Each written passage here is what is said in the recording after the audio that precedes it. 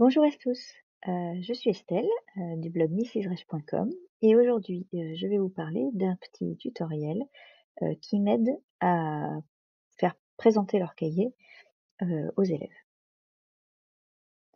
Alors, pourquoi un tuto?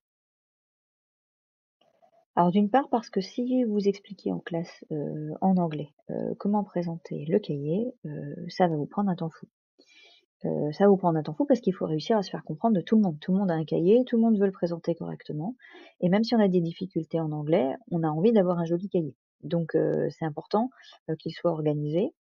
Si le cahier est désorganisé, les parents ils s'y retrouvent pas, les élèves non plus d'ailleurs.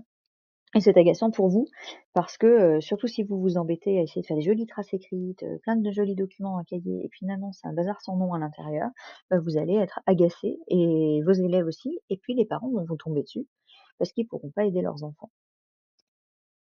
Alors à quoi il ressemble ce tutoriel? C'est un tutoriel, de début d'année que je vais vous montrer. Heu, en fait, au départ un diaporama et ce diaporama s'organise de manière très simple. D'abord vous allez avoir une diapo avec l'instruction principale en anglais à l'impératif et puis, la diapositive suivante, c'est la photo qui correspond à l'instruction qu'on vient de voir. Ça permet de lire et comprendre et tout de suite de vérifier si on a bien compris ce qu'il fallait faire. Ce que j'apprécie là-dedans, c'est que ce tutoriel, en fait, moi je l'utilise dès le premier cours, quand même, sans parler, justement, heu, les élèves puissent se débrouiller. Moi, ça me permet de tourner dans les rangs, dans le calme et ça a changé mes débuts d'année. Je me prends moins la tête, surtout quand vous commencez avec une journée de 6 ou 7 heures de cours où finalement vous allez faire 6 ou 7 fois la même chose. L'avantage également, c'est que quand vous avez des élèves qui arrivent en cours d'année, bah, la vidéo elle est prête. Il suffit de la tourner, ils seront à jour rapidement. Vous n'aurez pas besoin de tout réexpliquer.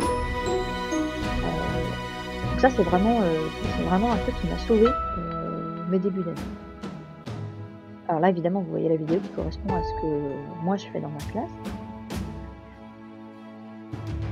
Donc vous l'avez vu la page de garde, là il y a le syllabus pour les 5e mais vous pouvez le faire pour tous les niveaux et puis, les Bellingers et je leur demande, sur, leur, dernière page d'installer une espèce de petite, pochette pour mettre leurs, fiches mémo.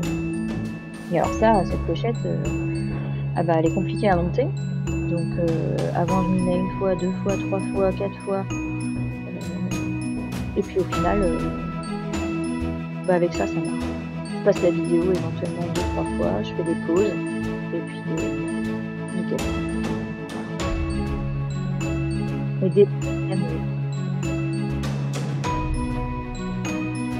partie-là, donc pour moi, c'est difficile parce qu'il collait la pochette, en entier.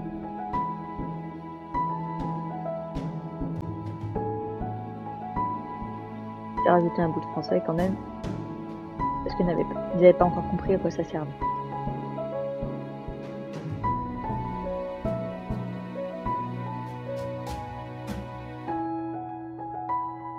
Voilà.